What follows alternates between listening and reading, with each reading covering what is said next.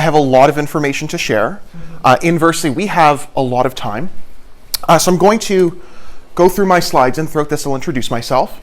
A brief overview of what we'll be going over today. I'm going to talk about myself and my path to getting where I am now and hopefully into medical school. I'm also going to talk a bit about the process, specifically in Canada, about applying to medical school. So this involves the MCAT, of course, extracurricular activities that you have to be involved with.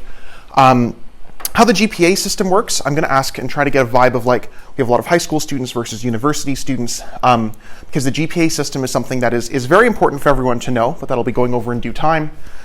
And then very crucially, please take a picture of this. You can get a copy of these slides very, very easily, very intentionally.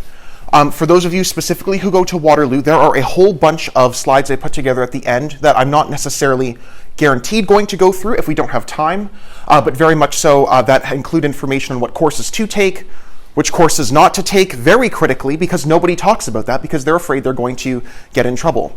We're not at the University of Waterloo. I can't get in trouble. I hope. And even if I do, we'll make it work. I want to start out with a territorial acknowledgement. I'm not going to read this out because I don't really think that does it justice, and you're welcome to obviously read over the slides on your own time. The land that we're on today isn't our land. It was taken very forcefully, very brutally, and all of the injustices and other colonial attitudes and behaviors that contributed to that are still happening right now.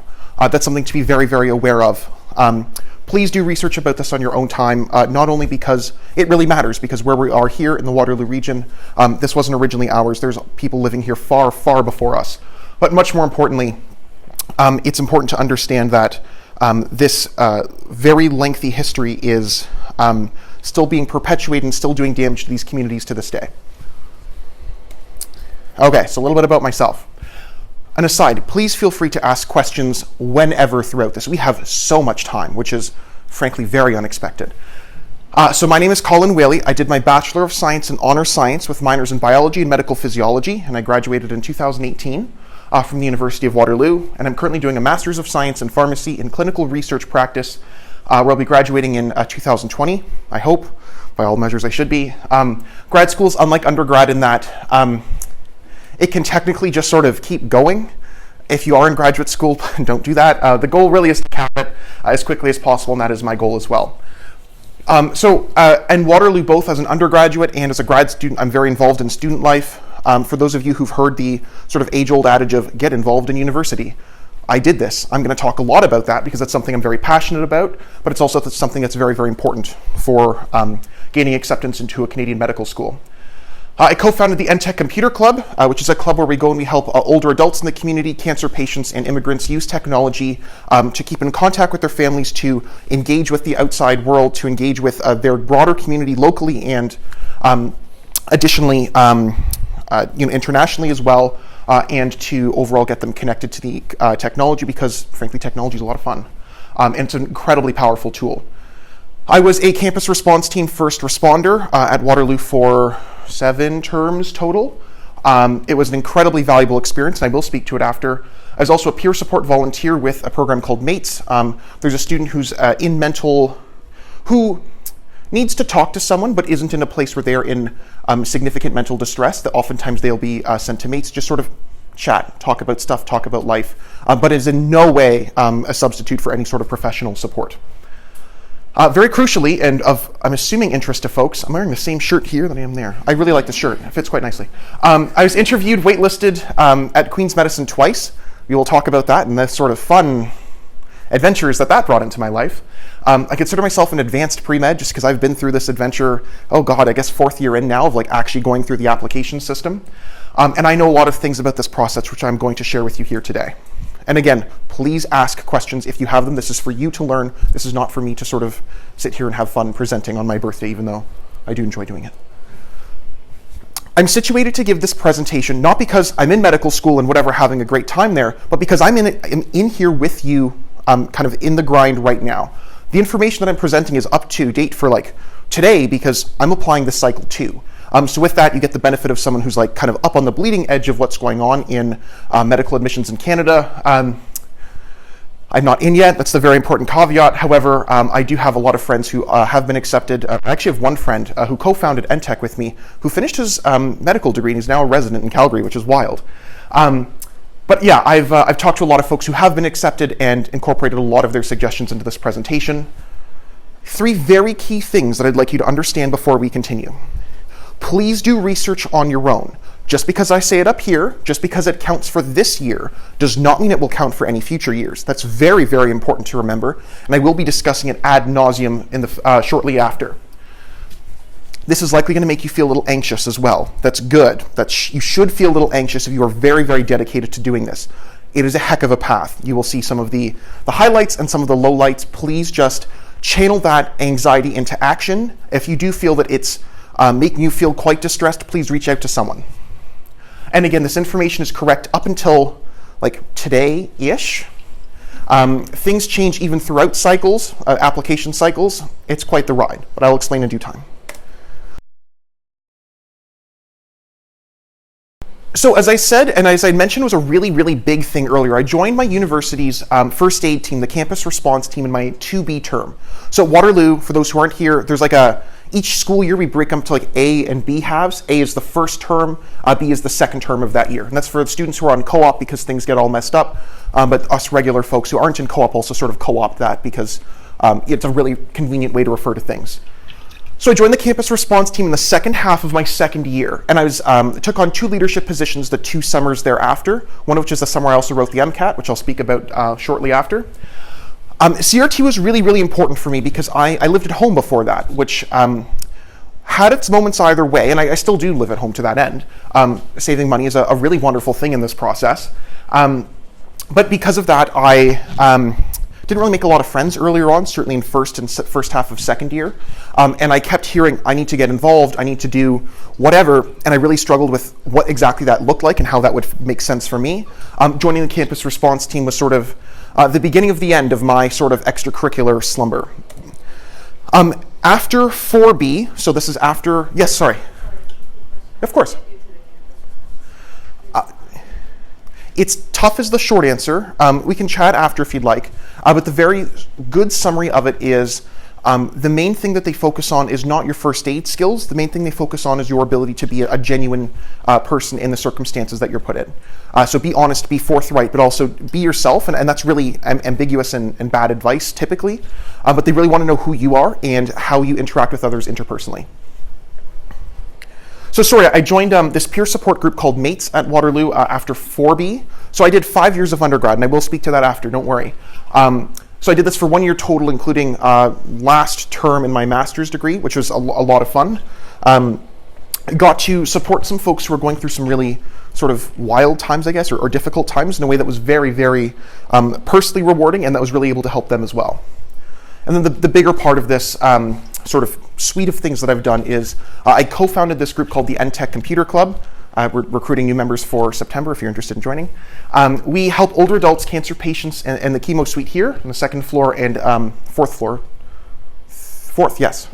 And immigrants in the community to use technology. As I said earlier, technology has an incredible way of connecting people, and for folks who, for whatever systemic or language barrier, may not be able to access it, age, having someone, a young person who's enthusiastic and energized, kind of sitting down with them and walking them through it tends to be a really great way of helping folks connect with it.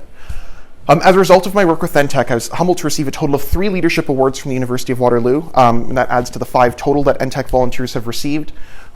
We've overall had a really positive reception in the community. It's been a lot of fun. And I'm going to talk a bit about the process of starting NTech as well. I'm a master's student, which means I've evidently done some research. I did an honors thesis in my 4th year of undergrad through the Department of Biology. And that spun off, and I was able to receive funding through the Canadian government, Natural Sciences and Engineering Research Council of Canada, along with, I did research through the Games Institute, which is one of the research places on campus, which was a lot of fun. I also did a research internship with the Princess Margaret Cancer Center after my undergrad, so after my 5B term. I'm going to kind of talk about that in a second in a little more detail. And then I'm currently a master's student, so I ostensibly do research full-time. Unfortunately, a lot of my time is also spent combating and being very frustrated with medical school applications. But in due time. And thus far, I've received over $40,000 to support my funding for my own master's research, and then also studying NTech as well as an intervention for social isolation in older adults. That was a lot of talking. Someone has to have at least one question. Yes, ma'am. Yes. Correct, biology 499 A and B, yeah. And I did it with my current, now master supervisor. Yes? Is there only offered in biology? No, there are some in health and kinesiology and pretty much every other department as well. This is also one of those. Sure. But when you go for 499, to like come up with a proposal and write it down and then approach No. the professors? Not to be rude, but like you can't, trust me. I did, that was because I had a really like super hyper specific project in mind, but 99.5% of students just sort of go up to a prof and say, hey, I'm interested in developmental biology, ocular health, whatever, can I do work with you? And go early, try to be very, very early for it, and try to find your own, like, there are supervisors, this is I should have had this in here. For anyone really who's interested in doing an honors thesis project, whatever department you're in, there oftentimes will be professors who are cross-appointed to different departments. You can typically research with those folks as well. They tend to be a lot less accessed and a lot fewer students approach them. My supervisor had never supervised anyone for an honors thesis project before, but I just asked her very, very nicely, and after some paperwork sort of backflips, we were able to make it happen. So that's a very good question. Yes. Have a copy of your CV and highlight any transferable skills that will help with research, organization, leadership, any statistics classes you have taken, especially that's over the minimum requirements for your program, because any other skills that you think will contribute. Saying that you're proficient in Microsoft Office, please do not do that. That is very much so expected at this point. Again, I lived at home for all of undergrad, really struggled to make friends. It was it's kind of a bizarre thing to think about, but the social aspect of school is really important, and the social aspect and the extracurricular aspect, they all kind of merge together. I believe that getting into medicine is a game, and in speaking with many, many colleagues of mine, the general consensus is that people agree. There are rules and tricks to it, many of which I will do my best to tell you here. You also have access to the slides. And I have my email at the end of this presentation. You're more than welcome to shoot me an email. The more of these that you learn, the better you get at it. There are strategies that you can use to maximize your chances of success in this process. And finally, the rules of this can and do change very, very frequently. I'm going to talk about an example of that today as well. Questions? Getting into medicine requires clearing a bunch of hurdles, and there's this great stock images of hurdles I found, and I was chuffed when I saw this. I was like, oh, that's going right in. The classic three are the GPA, the MCAT score, and your extracurriculars, or ECs, as I've abbreviated it here. And that's what a lot of people think of, and unfortunately that is not remotely the case. This is a very expensive process, and I want to be very, very clear that unfortunately this process does not, as much as many of the schools will claim that they are making a lot of effort to reach out to people who might have lower income, precarious income, or who may otherwise financially struggle to pay for this, the kind of putting the money where the mouth is part of it does not show up in Canada at all. The United States, they have a very robust process for it, and it'll make it very close to free. In Canada, this is not remotely the case. And I'll speak to some numbers shortly after. Family, there can be medical emergencies, there can be life emergencies, there can be family pets dying, heaven forbid. There can be people dying, God forbid. Life happens, and there are ways in this process that you can account for that. So if there has been some catastrophe in your life and you're sitting here saying, holy crap, this guy's a 3.99, how the hell am I supposed to compete with that? Pardon my language. If something happened that caused that, there are ways to address that, and I will speak to that.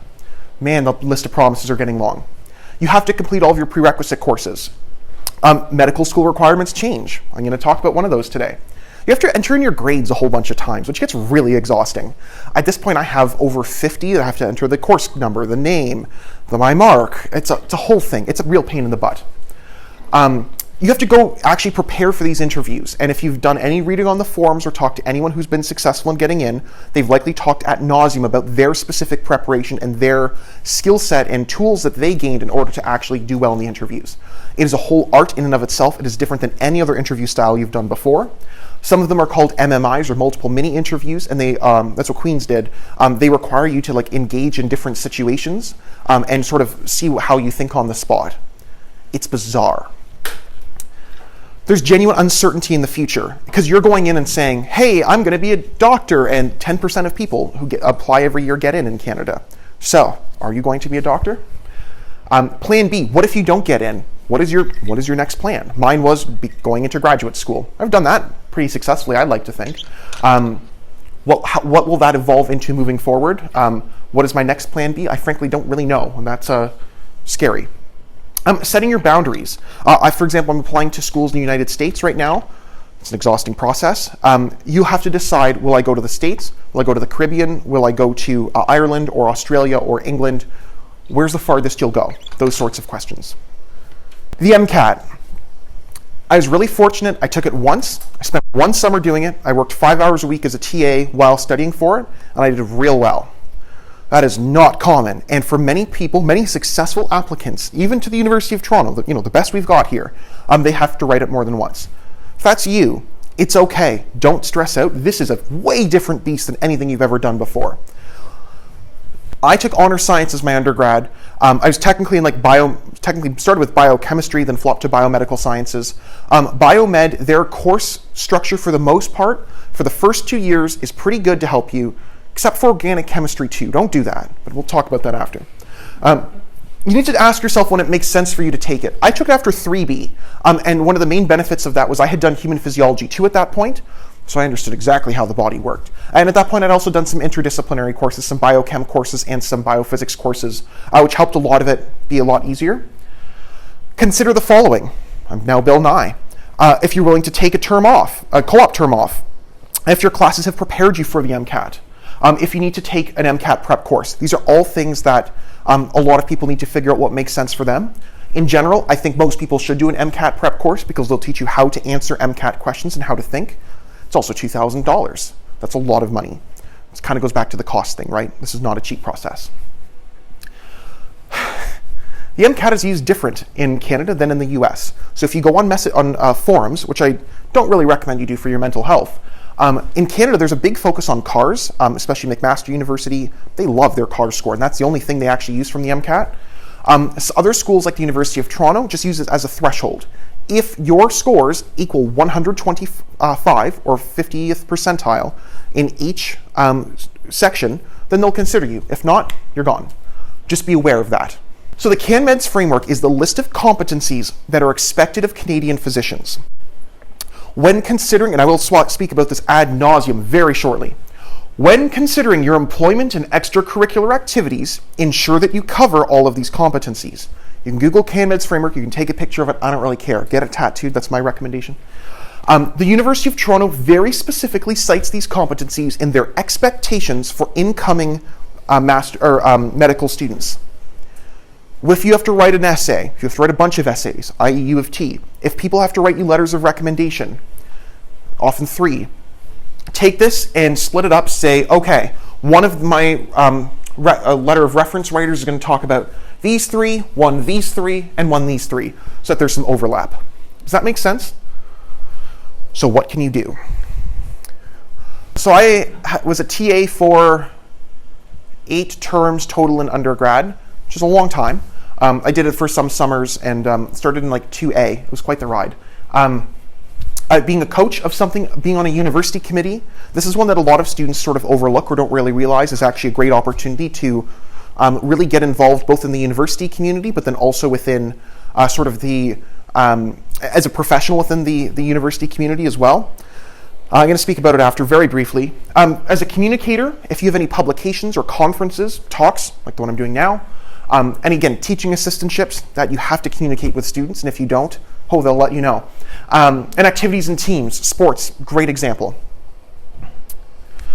For collaborator, if you're a club executive, if you're on some sort of committee, I was on a mental health committee that the Federation of Students had made, now WUSA, had made a couple terms ago. And it was a great experience. I got to learn sort of what's happening behind the scenes, and people understood the value of, frankly, who was at that point some random student's opinion. So it was a very valuable experience.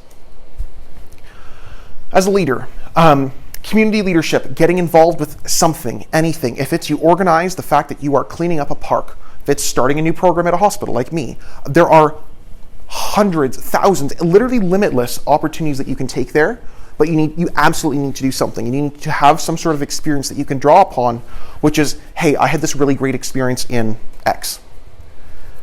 Health advocate is a slightly tougher one, but you do need to have some sort of healthcare experience. In the States, one of their huge ones is shadowing. In Canada, we are a little less intense about it, to be honest with you, but especially for Toronto, there is still an expectation you've done something. Hospital volunteerism, retirement home volunteerism, peer health teams, volunteering at health services, anything, something that will mean that you can write the word health somewhere in the application that's not your program.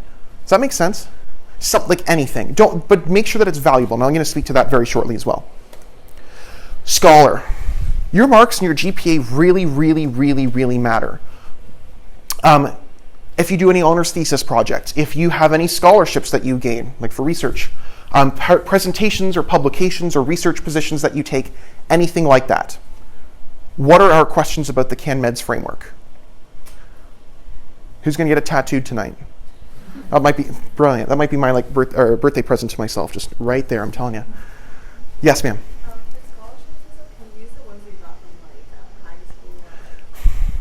That's a good question. It's a very valid question. No, with an asterisk. If you're applying after third year, yes, I would say that's probably the last time you can. After that, I think it's bordering on irrelevance, right? And I don't say that to be rude because money's never irrelevant, it's lit. But there's the point at which you're like, wow, never mind, sorry. There's the point at which it's like, this isn't high school. We want to see the evidence of your scholastic achievements in your undergraduate career. Great question. Yes? For that, if it's a scholarship that carries throughout your university, is that still relevant? Which scholarship is it? Oh my God, you definitely need to put that on there. Oh, that's not even a question. Yes, that's a huge, huge scholarship. Yes, definitely put that on there. If it's big, if it's prestigious, if you drop it, just sort of name drop it and people know what it is, chuck it right on there. Great question. Sorry, that's a really good addendum to that. Yes? What about awards? Depends. Again, if it's a leadership award, the question and the heuristic that I use is, at what point does it become irrelevant? If you think that this is a really important part of you and your overall candidature and who you are as a person, include it. Otherwise, be a little more cognizant of it. Yes?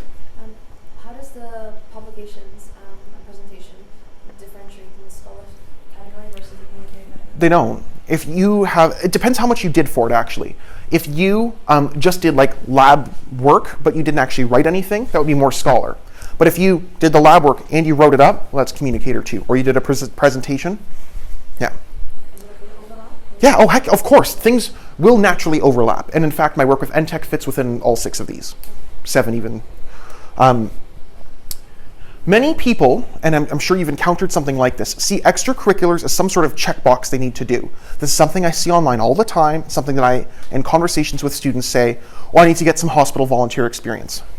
No, you need to get some life experience, and then you need to figure out how that fits within the context of the rest of your application. So here, for example, the idea is that in your, throughout the cycle and throughout the process, people are going to have and expect that you are able to speak to your experiences, citing a specific and explicit stories in the context of your candidature as a whole and what they need to, and why you matter, why they are interested in you. So from your extracurriculars, you need to talk about them in your essays. This is intuitive. Throughout interviews, throughout other assessments that are used, that sort of thing. It's not just a checkbox. I get it's important for them to overlap between essays and traditional interviews, but would it be better if you to assume that they would have read your essay? No. Do both. Assume nothing. Okay. Marks are often a gatekeeper throughout this process, and this is something that you'll see. Perfect. This is something that you'll see very, very often as you go throughout the process. To get a research position for any sort of thus publications or presentations, scholarships to be accepted for to work with a professor as an honors thesis student, they all want to see your transcript. So that means that even if you decide throughout that you want to actually do research or something else completely, you need to be very, very aware that your marks and your GPA are a huge, huge factor to the overall way that you are viewed as a candidate for any sort of experience that's related. So I mentioned earlier I got a job at Princess Margaret as a research student. That was really cool. I was super jazzed about that, and it was a lot of fun. It was also a very hard position to get, very unsurprisingly. If you're able to get one of those Toronto research positions, and I recommend that everyone try to, it's a heck of a lot of fun. You do need to have some sort of previous research experience, but it can be not make or break for an application, but it really does show that you are kind of able to compete within the kind of upper echelon of students. If you are unable to get one, that's okay. It's not the end of the world by any stretch. But there are a lot of positions available, but also a heck of a lot of people applying for them. Questions? Cool. Okay, I really want to talk about this, but I'm going to encourage everyone to sit and do this on their own time. Who does not know about the GPA system? Out of 4, not as a percentage. So if I say I have a 3.8, do people know what that means? What is it? Basically that your percentage. Like what number? Sorry, 3.8 is about what? High. Pretty high, yeah, but not amazingly high, unfortunately. Very notably, this system is designed to reward 2 things: consistent, high marks. If you do not have both of those true, you're going to have a rough time. And it is designed very explicitly to punish brutally low marks. There's a source for this guide here. Memorize your school's conversion. You must do this. Have that tattooed on the other arm. A great example of how this system sucks, and it does, is the following here. Doesn't look like too bad of a term. Person even got a 90, but there's a 62. So you'd think that it actually goes to an 80, which is a 3.7, which is actually not too bad. But the way the GPA system works is that it actually transfers each mark over individually. So this 3.7, is actually a 3.3. That's a huge difference. That is a 0.4 GPA unit difference, and that is not competitive in Canada, or you can probably squeak in the States somewhere. Does that make sense? It's a very different ball game. Understand it. Marks in the low 90s are the best payoff for effort, so please be aware of that. Means you can devote more time to extracurriculars, but if you have to either undershoot or overshoot, always overshoot. It's funny, but this is unfortunately the reality of the battle we have to play, right? A low 90 is a 4, just as 100 is a 4. When I get a 91, I consider that a really darn good job because I put in just enough effort. And it's just enough effort to be one of the top students in the class, right? Just to be very, very clear of what sort of echelon we're chatting about here. Take 1 to 2 easy courses a term. This is something I didn't do, and I'm still kicking myself for it. At Waterloo, coursework in psychology, health, and kinesiology often have non-cumulative midterms. Heck yeah. And no final. It's great. Do those. Just do those. Look into it. I have some recommended courses later on. It's good stuff. Cumulative GPA is very infrequently used, though, and there's various weighting systems that are used by the different schools. I went for the 6 Ontarian ones, and I figured out, and I linked to them in this presentation. I recommend everyone sits down with a spreadsheet or sits down with one of these websites here. I haven't used MD Buddy. Onboard MD, I've noticed 1 or 2 errors. Sit down with a spreadsheet, figure out what your GPA is and your weighted GPA for each school. The weighted GPA is a concept where that means that they don't consider your whole stuff. They might just like pick out certain courses, or they'll exclude certain courses. These tricks can change from year to year, and that's very, very important that you understand it. So for example, this cycle, the University of Ottawa, including their overall GPA threshold, also mandates that you get at least a 70% or a B in each prerequisite course that you do that they mandate. It means that students who had one bad term can't apply to Ottawa anymore. From their perspective, it means that students who, they have fewer applicants to consider, but for us it means that if there's some aspect of your life that, kind of really crashed one day, unfortunately you are completely out of luck for Ottawa. Picking courses. Focus on taking required courses you're interested in, courses you'll do well in, courses to help you for the MCAT. People tend to do well in courses they like. Different people like different courses. I really love psych courses, so I did those. Yes? They can, because oftentimes they'll have what's called an open file review, which means that they see everything. And oftentimes they will literally just see your cumulative GPA number or your weighted GPA number, just sort of right there, which is intimidating. If your program's courses aren't easy, switch programs. If you get nothing else from this presentation, if you are struggling to get very high or high marks in your program, switch. They don't care what you did. Take the easiest thing out there. Sorry, honestly, Not to disparage my peers in psychology or health studies. Those are objectively easier programs than biomedical sciences or honors science or a natural science program. Consider it. They're easier. And that's what we're about here at the end of the day. If you don't know how to study, I cannot recommend this book enough. This book legitimately saved my chances of getting accepted into medical school. After I followed its advice in there, it talks about a specific flashcard application to use called Anki. My average literally jumped 10%. That is bonk, and I was already getting like mid-80s at that point. Do it, read it, live it, love it. If I could have the whole text tattooed all over me, I would. I don't know why, that's my thing today. Seriously, this book is incredible. Please, if you have any questions, email me. Again, my email's at the end. Please just buy this book and read it. It is amazing. You can look over the numbers yourself. This is a very, very, very expensive process. I've probably put in in excess of $10,000 for things related to it thus far. Applying. Yeah. It is unfortunate. It's a very, very, very, very, very expensive process that very clearly favors people who are of some financial means.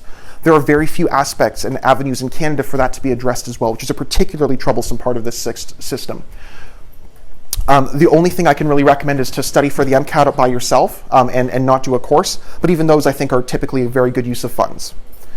I have a top 10 tips list here, which I unfortunately will not have time to go through in full detail. Take 2.5 credits or 5 courses per term, exclusive of labs. So that's 5 lectures every term. Do that. Very, very important. Find courses you like. Very important. Research experience. Not that hard to get. If you do research in psych, if you do research at the Games Institute like I did, no one cares. Any research experience is valuable. Everybody in the medical admissions process understands that. Keep in touch with your profs. You need letters of reference. You literally have access to these slides. Don't worry at all. Stats and research methods courses, take them. Very important, very helpful. Consider doing a 5th year. I did. Saved my bacon.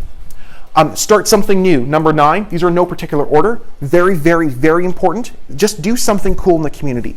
It is a lot of work, and it is difficult in terms of the time that you spend and the emails that you have to deal with and the just sort of chaos that is around it, but it has been one of the most satisfying and rewarding things of my life. Finally, this is very crucial. Your school will have further education advisors. These are separate from academic advisors. Connect with them, learn them, live them. I am in their offices weekly talking about aspects of my application and candidature.